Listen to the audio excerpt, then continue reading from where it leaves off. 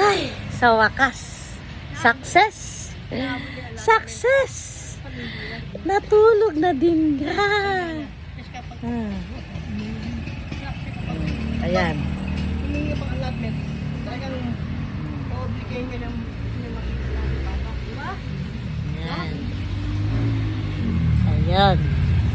Bagong ligo, bagong dede, nagugulat siya sa lakas ng revolusyon ng sasakyan. Bagong ligo, ay, check. Bagong dede, check. Diba? So, nangawit yung braso ko sa kakaka-ele-ele. Ele-ele-ele-ele-ele. Ay, sa wakas, natulog na, makapahinga na rin ako. Makakain na rin ako ng tanghalian. Okay? So, ngayon, lalagyan natin siya ng net. Para sa, istorbo siya sa langaw eh.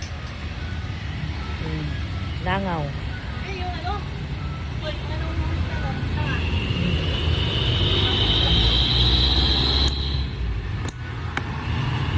Tsaka yung nalalaglagan siya ng dahon na maliit o kaya malaking dahon. Ayan sa puno. Ayan. Ayan. Nalalaglagan siya. Tapos yung mga maliliit na mga sanga, Mama Mary. biglang, Video mo?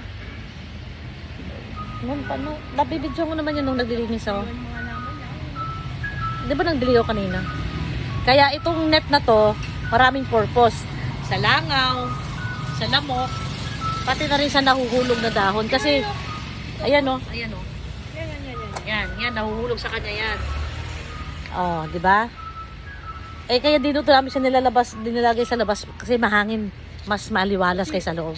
Bye! Dating na araw.